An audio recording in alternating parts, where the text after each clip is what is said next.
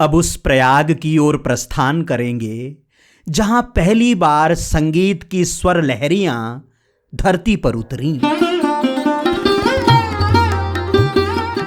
जहां केवल राग रागिनियों की शिक्षा लेने के लिए परम तप किया गया और महायोगी को संगीत शिक्षक बनकर धराधाम पर आना पड़ा, जहां भगवान भोलेनाथ ने सुर और ताल को निहाल किया, जहां भक्ति के स्वर को सुर का वरदान मिला, जहां भक्त सम्राट नारद ने अनुशासित विद्यार्थी की तरह सरगम का अभ्यास किया और अपनी संगीत साधना से शिव से वीणा प्राप्त की, जहां केदारनाथ से भगवान आशुतोष का प्रसाद लेकर आ रही मंदाकिनी और बद्रीनाथ से विष्णु का पांव पखार कर आ रही अलकनंदा का महामिलन होता है, जहां मंदाकिनी और अलकनंदा की गर्जना के बीच शांत चित्त बैठकर परमात्मा से संवाद किया जा सकता है, जहां आनंद के अंकुर को परमानंद के विशाल वटवृक्ष में रूपांतरित किया जा सकता है। तो आइए प्रकृति और परम चेतना के संगम रुद्रप्रयाग चलते हैं।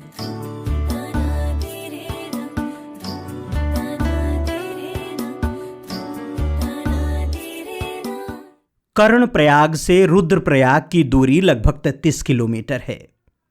पदयात्रा के लिए एक दिन में इतनी दूरी तय करना थोड़ा श्रम साध्य होता है, लेकिन 4-5 महीनों में पहाड़ों ने इस तरह चलना सिखा दिया है कि न तो पैर हार मानते और न मन। सुबह यात्रा प्रारंभ करते हैं और शाम ढलने के पहले गंतव्य तक पहुंच जाते हैं। हर भोर की प्रार्थना को संध्या स्वीकार कर लेती है। अभी तक तो ऐसा ही होता आ रहा है, आगे की प्रभु जाने।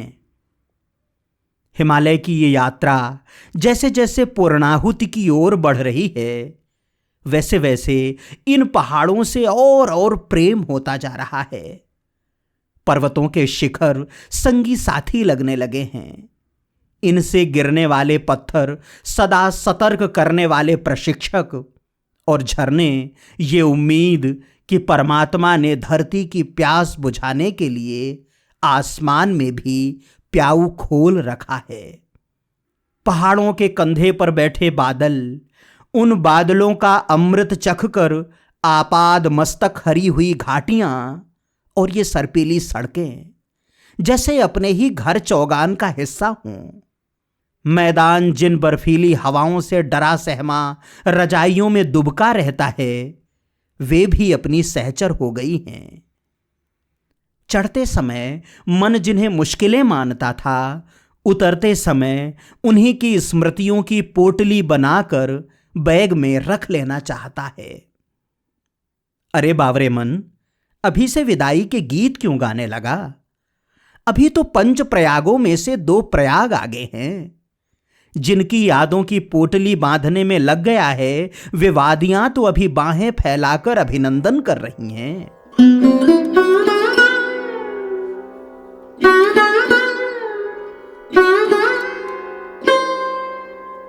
कर्णप्रयाग से यही कोई 10 किलोमीटर आगे एक गांव मिला, गोचर। आगे बढ़ते हुए इस गांव का किस्सा भी आपको सुनाते चलें। बहुत समय पहले की बात है। कोई रानी पालकी पर सवार होकर तीर्थ यात्रा के लिए जा रही थी। उसने देखा कि एक किसान गाय को दौड़ा दौड़ा कर पीट रहा है। रानी ने पालकी रुकवाई और किसान से कहा कि गौ माता को क्यों मार रहे हो? ग्रामीण ने चिल्लाकर कहा, गायों से इतना ही प्रेम है तो ये जमीन खरीदकर इनके लिए चारागाह छोड़ दो। ये हमारी फसलों का नुकसान करेंगी तो हम इन्हें मारेंगे भी और भगाएंगे भी। इसके बाद रानी ने ऐसा ही किया। यहां की पूरी जमीन खरीदकर गोचर के लिए आरक्षित कर दी। तब से इस गांव का नाम गोचर है। जाने क्या सही है क्या नहीं, लेकिन हमारे देश में गांवों के नामकरण के पीछे भी रोचक कहानियां हैं, है कि नहीं? घड़ी के कांटों का पीछा करते हुए पांवों ने 4 बजा दिए। रुद्रप्रयाग अभी भी 4 किलोमीटर ही शेष है। अलकनंदा के उस तट पर कोटेश्वर महादेव का शिखर दिखाई दे रहा है। केवल शिखर ही नहीं, समूचा मंदिर दृष्टिगोचर हो रहा है। बड़ी सी चट्टान के ऊपर बहुत ही दिव्य मंदिर। जिस विशाल शिला पर मंदिर है, अलकनंदा की लहरें बार बार उससे टकरा रही हैं, जैसे उसका पाद प्रक्षालन कर रही हों। मन तो बहुत था कि कोटेश्वर महादेव के दर्शन कर लिए जाएं, लेकिन उसके लिए रुद्रप्रयाग जाकर सामने वाले तट से लौटकर पुनः यहां तक आना होगा। इसलिए फिलहाल यहीं से प्रणाम निवेदित करते हैं कि फिर बुलाना अपनी देहरी पर, फिर बुलाते ही रहना। अपनी इस गुफा में घड़ी 2 घड़ी की भाव समाधि देना भोलेनाथ। रुद्रप्रयाग पहुंचे तो संध्या संगम में स्नान करने की तैयारी कर रही थी। पश्चिम की सीढ़ियों पर पांव रखकर सूरज आहिस्ता आहिस्ता नीचे उतर रहा था। बैग बद्री केदार ट्रस्ट के विश्राम गृह में रखा और चल पड़ा अलकनंदा मंदाकिनी के संगम का आचमन करने। आज जो रुद्रप्रयाग है, कभी रुद्रावत और पुनाड़ हुआ करता था। नाम भले ही बदला, लेकिन इतिहास, भूगोल और स्वभाव वैसा ही रहा। पीढ़ियां बदलती रहीं, किंतु पुराणों की कहानियां ज्यों की त्यों रहीं।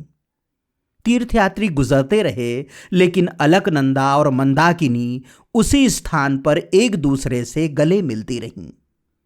सनातन आस्था को तारती और भवसागर से पार उतारती हुई। संगम जाने के लिए अलकनंदा पर बने पुल को पार करना होता है। पतली गलियों से होकर आगे बढ़ना होता है। गली के दोनों ओर घर और दुकानें हैं। गली के अंतिम सिरे पर है प्रयाग। दाईं ओर सीढ़ियां चढ़कर ऊपर जाइए तो भगवान रुद्रनाथ मिलेंगे, और बाईं ओर नीचे उतरिए तो मां अलकनंदा और मंदाकिनी का संगम। पहले मां गंगा के विग्रह के दर्शन होते हैं। जीवंत विग्रह, मगरमच्छ पर सवार, अपने भक्तों को आशीर्वाद देती हुई।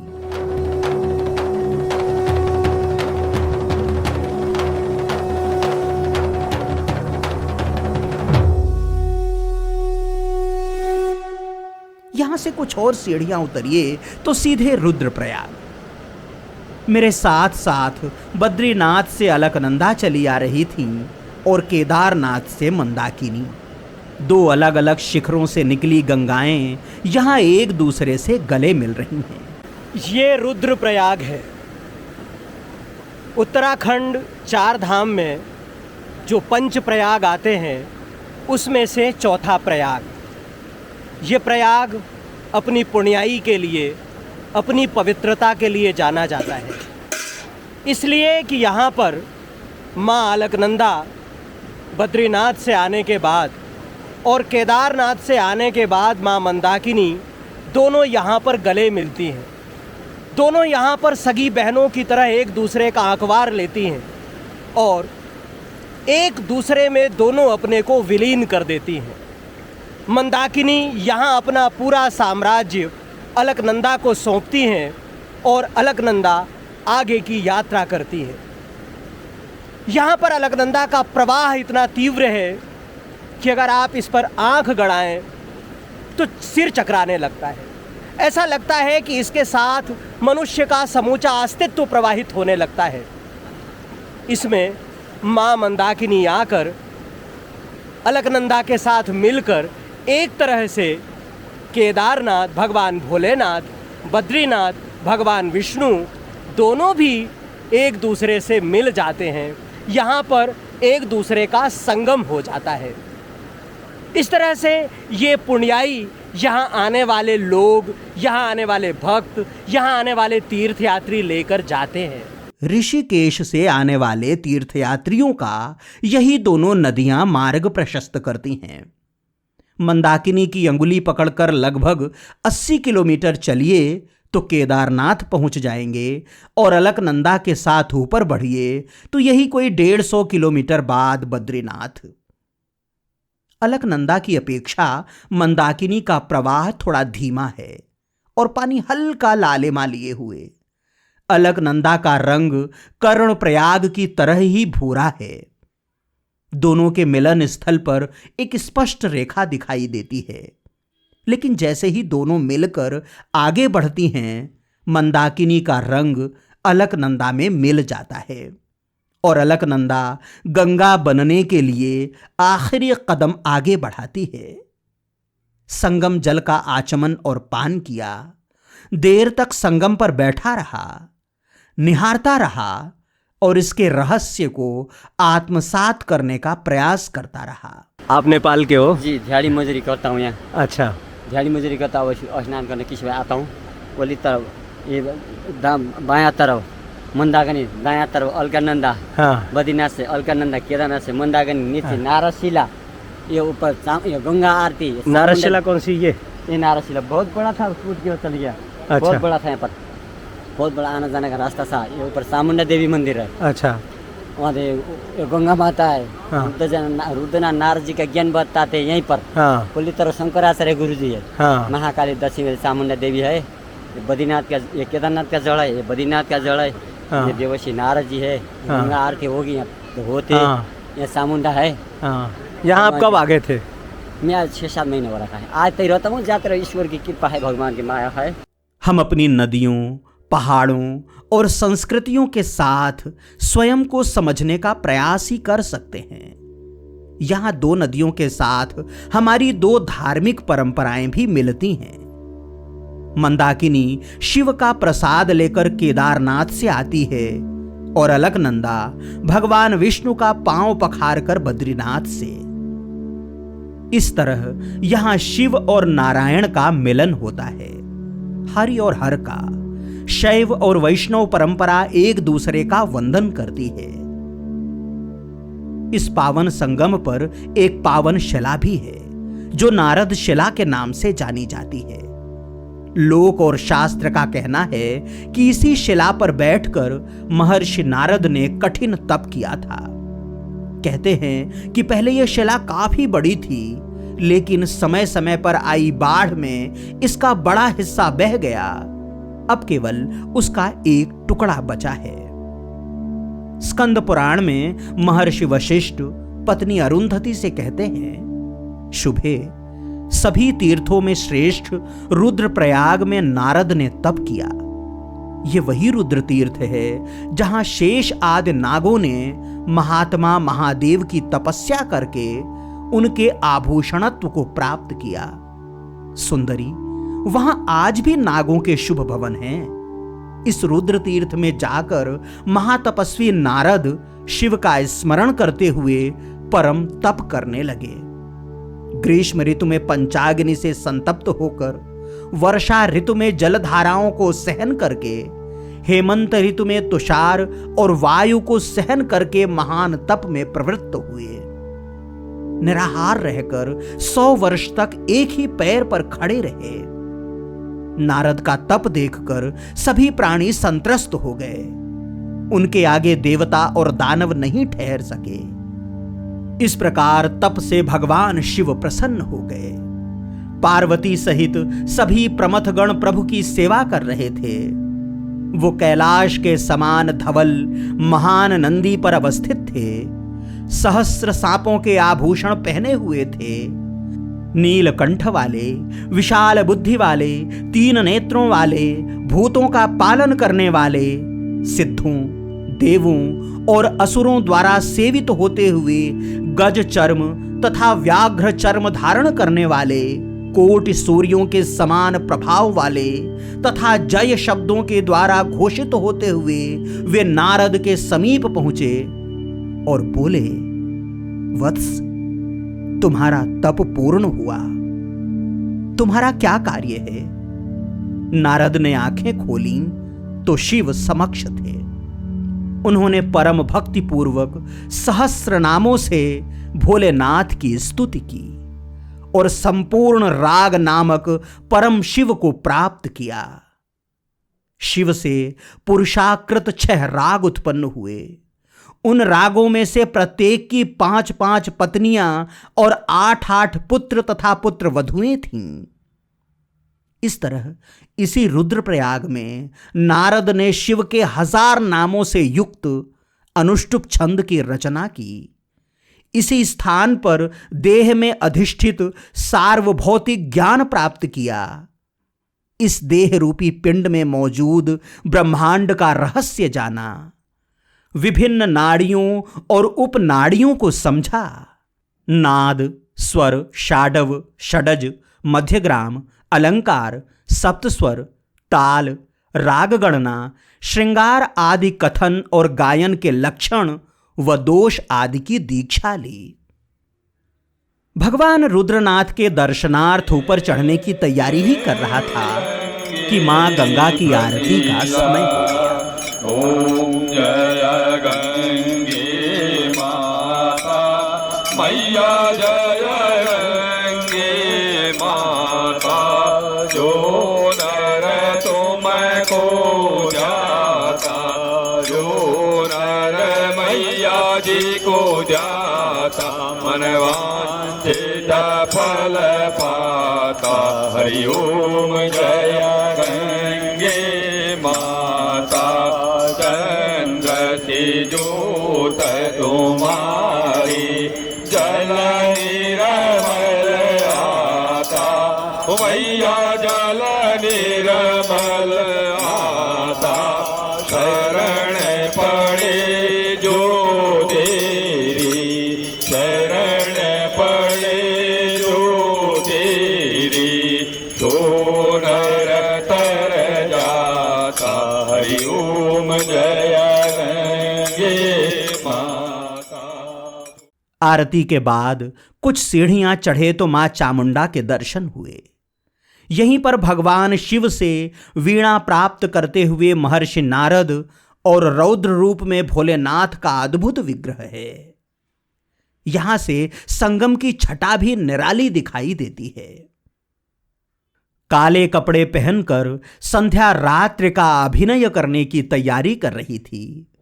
तटों पर बिजली की रोशनी जगमगाने लगी थी। मंदाकिनी और अलकनंदा एक दूसरे से गले मिलकर आगे की यात्रा पर थीं और अपने लिए भगवान रुद्रनाथ की परम कृपा के द्वार खुल गए थे। सीढ़ियां चढ़कर ऊपर पहुंचे और उस दिव्य धाम के दर्शन किए जो महर्षि नारद के तपोबल से प्रकट हुआ था। बद्रीनाथ और केदारनाथ की तरह यहां के शिव मंदिर का जीर्णोद्धार भी आदि गुरु शंकराचार्य ने ही कराया। मंदिर के पुजारी ने बताया कि नारद जी ने संगीत की शिक्षा प्राप्त करने के लिए यहां शिव जी को प्रसन्न किया।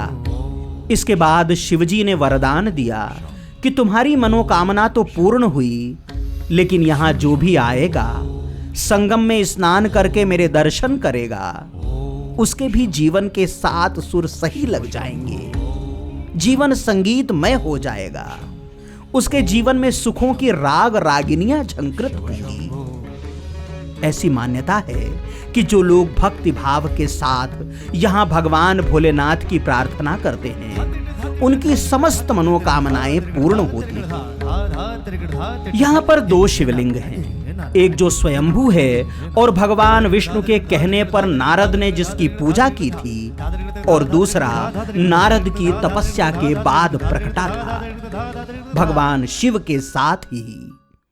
इसीलिए मंदिर में 2 नंदी हैं, दोनों शिवलिंग के एक एक नंदी।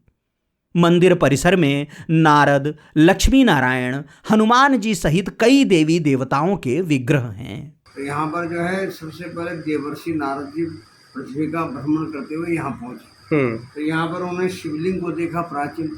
उस शिवलिंग को नारद जी को भगवान विष्णु ने बताया था। भगवान विष्णु से बोले थे नारद जी की मुझे संगीत विद्या का ज्ञान सिखाओ। तो भगवान शिव विष्णु बोले कि संगीत विद्या का ज्ञान तो शिव जी जानते हैं, दूसरा नहीं जानता है, इसलिए शिव जी की उपासना करो। तो नारद जी बोले स्थान बताओ कहाँ उपासना करो। तो भगवान विष्णु ने यही स्थान बताया कि रुद्र क्षेत्र में जाओ और वहाँ पर जो है भगवान शिव जी का प्राचीन लिंग है, उसका अभिषेक करो। इस मंदिर के पीछे वो लिंग है, अच्छा जो सतयुग से था। अच्छा। जब माता सती ने अपने देह को शांत किया था, तो भगवान शिव जी जो है माता सती के वियोग में घूमते हुए यहाँ पर उन्होंने ध्यान किया सती माता का। तो और उसके बाद कुछ समय बाद अंतर्धान हो गए, तो तब से भगवान शिव जी का वो स्वयंभू लिंग प्रकट हुआ। अच्छा। और उसका पता भगवान विष्णु ने बताया नारद जी। तब नारद जी भ्रमण करते वो यहाँ पहुँचे थे, उन्होंने उस लिंग को देखा तो उस समय आबादी नहीं थी, तो जंगल था। जंगल के बीच में, झाड़ियों के बीच में शिवलिंग देखा नारद जी ने, तो उसको जो है उन्होंने अभिषेक करना प्रारंभ किया। अभिषेक करते हुए काफ़ी समय व्यतीत हो गया, लेकिन दर्शन नहीं मिला नारद जी। तब उन्होंने ध्यान लगाया। ध्यान लगाते हुए देवताओं का 100 वर्ष व्यतीत हो गया। तब जाकर के भगवान शिव जी पार्वती माता के साथ नंदीगण में बैठकर अपने गणों से यहाँ आए। नारद जी को जगाया, क्यों तपस्या करते हो? बोले हमें संगीत विद्या का ज्ञान सिखाओ। तो भगवान शिव जी ने ताल, मृदंग, ध्वनि, गीत, लय, छंद, राग रागने सारा संगीत विद्या का ज्ञान दिया, जिसको सामवेद कहते। इसी जगह पर दिया। हाँ, सामवेद का उपदेश नारद जी को दिया। उसके बाद नारद जी बोले महाराज अब मुझे तो आपने संगीत विद्या का ज्ञान सिखा लिया, लेकिन अब मुझे जो है प्रसाद दो। तो प्रसाद में भगवान ने उनको वीणा दिया। उस वीणा का नाम है महती नाम की वीणा।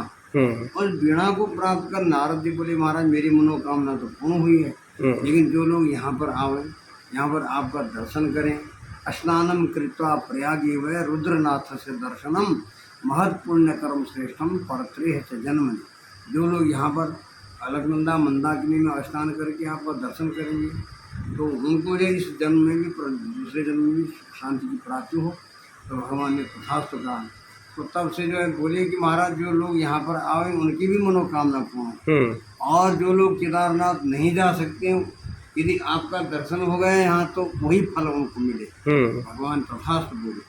फिर बोले नारद जी कि आप भी जो है आपका केवल यहाँ स्वयंभू लिंग है, आप सपरिवार निवास करो।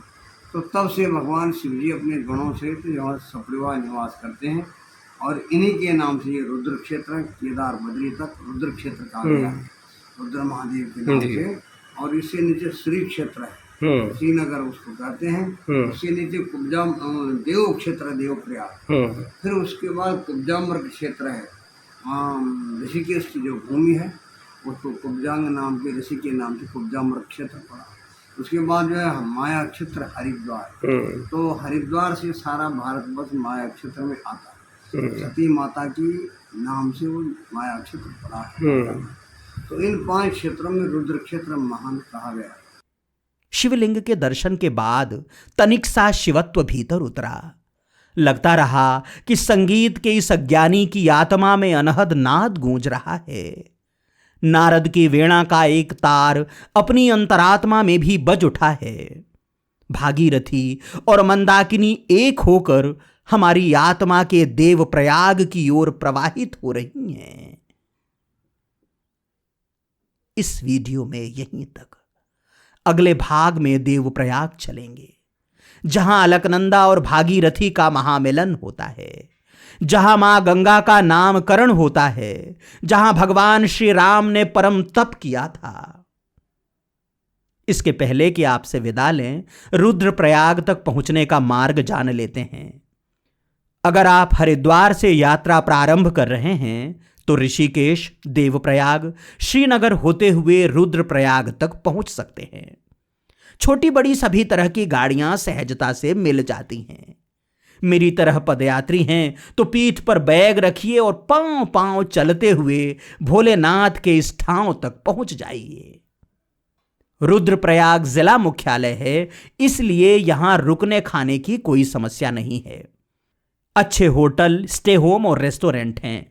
नजदीकी रेलवे स्टेशन ऋषिकेश है और नजदीकी हवाई अड्डा देहरादून। फिलहाल यायावर ओम द्विवेदी को अनुमति दें। चलते चलते वही एक निवेदन, अगर आपने अभी तक ओम दर्शन चैनल को सब्सक्राइब नहीं किया है तो कृपया कर लें। अगर आप चाहते हैं कि हमारा ये सनातन धन जन जन तक पहुंचे तो परिचितों और मित्रों के साथ साझा करें। हमने अपने हिस्से का काम किया, आपका काम आपको करना है। हमारी भक्ति को अपनी शक्ति दें। सदा जय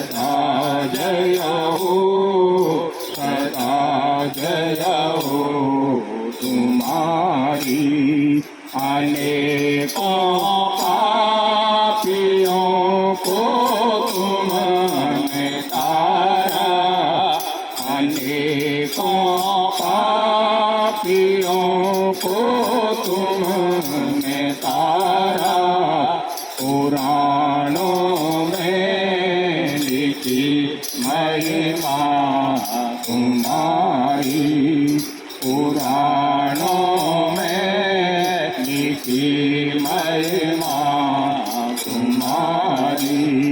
नमो गंगे तरंगे पाप हारी, सदा जय हो, सदा जय हो तुम्हारी। जय हो रुद्रप्रयाग की, जय हो बाबा रुद्रनाथ की। नर्मदे हर।